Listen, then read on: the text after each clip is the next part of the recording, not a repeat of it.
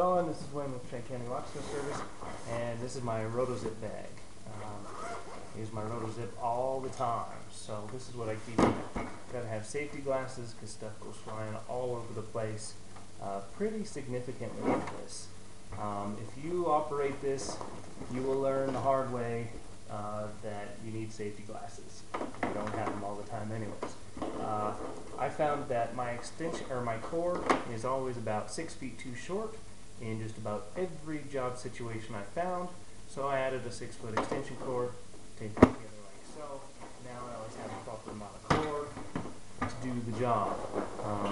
Got our router attachment that goes on there.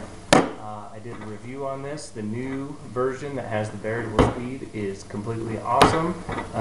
Makes all the difference in the world to be able to go from 15,000 to 30,000 RPM. I can really set what I need it to do and get those lower RPMs to where we're not snapping drill bits all the time. This is a metal cutting bit with our metal wheel, the angle grinder. Use that all the time. As for the vacuum, that attaches into there. I don't use that very much. A couple Rotozip wheels. I got a thicker wheel and some thinner ones. I like to make the thinnest cut as possible usually. So this is used for installation from time to time. If I come up to a lock that's got the hole drilled slightly off, that's a very difficult thing to fix. If you don't have something like this, that you can go in there and just route it. It's almost like a router. It routes one side out, and you can go ahead and move that over to where it's supposed to be, because improper installation is a constant battle that I deal with. I'm professional, just your everyday do-it-yourselfers try to install their own stuff, and they get the back spacing wrong, and just fractions of an inch one way or the other make a terrible difference on how your lock functions. Just a tiny little bit, and your deadbolt's not going to work properly. It's not going to line up properly. I also use it to grind out the plate that goes into the wall, so your strike plate. That can solve a lot of issues. Once you've got that mortised in, once you've got your plate chiseled into the wall, you can't exactly move it around. You can't just move it over one way or the other. And even if you could, the screw holes wouldn't allow that to work very well either. It's either going to go back in the original screw hole, or it's going to be too far over. So having something like this with this carbide bit on there is really going to allow you to have that flexibility you need. Now here's my bit set here.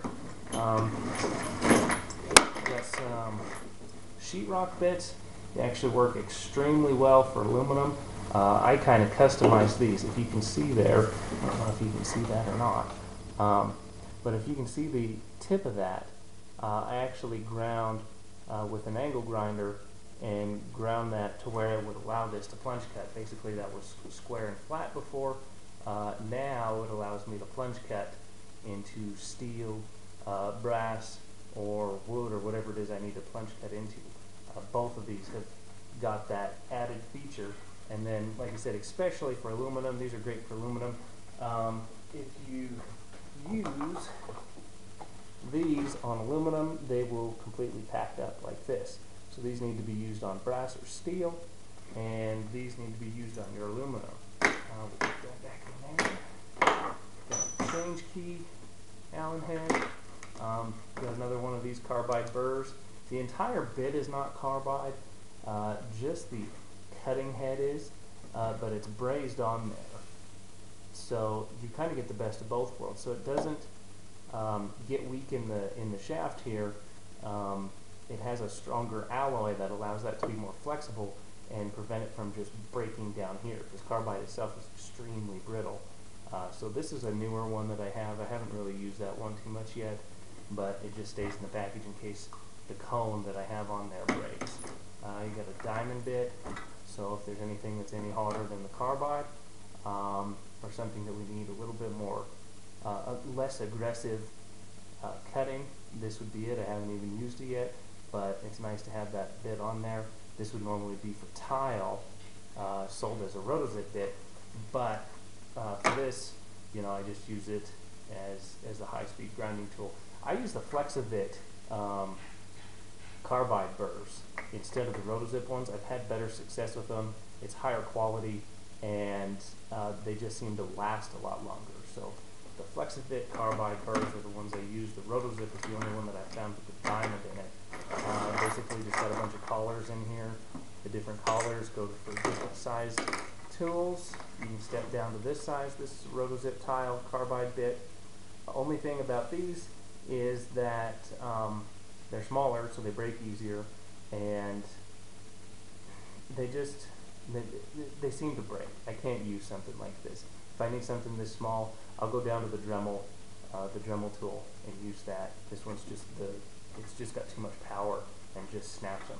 But I do have the option in case, you know, I didn't have the Dremel and I snapped all my other bits and didn't have any other option. This is my personal addition to this.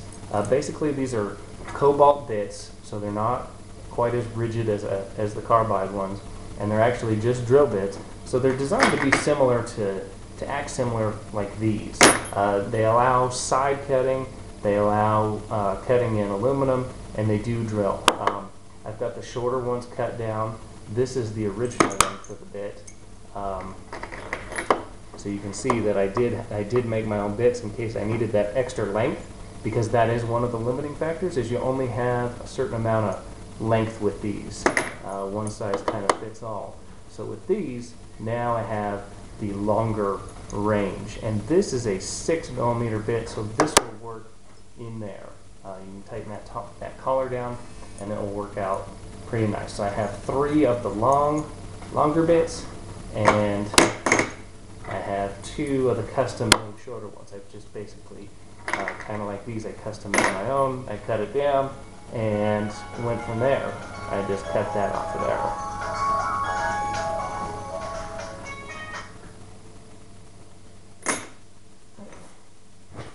Then we got a carbide wheel right here.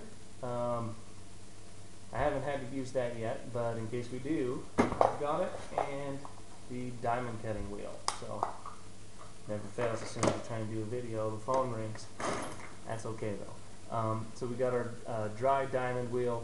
This will go ahead and incorporate with this and cut through just about anything that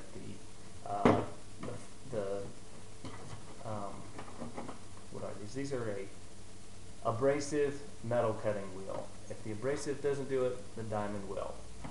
This also came with a couple other little bits, but if you get those tiny little bits in here, unless you have extreme control over the work environment, you're just going to break them off, because this thing just has so much power.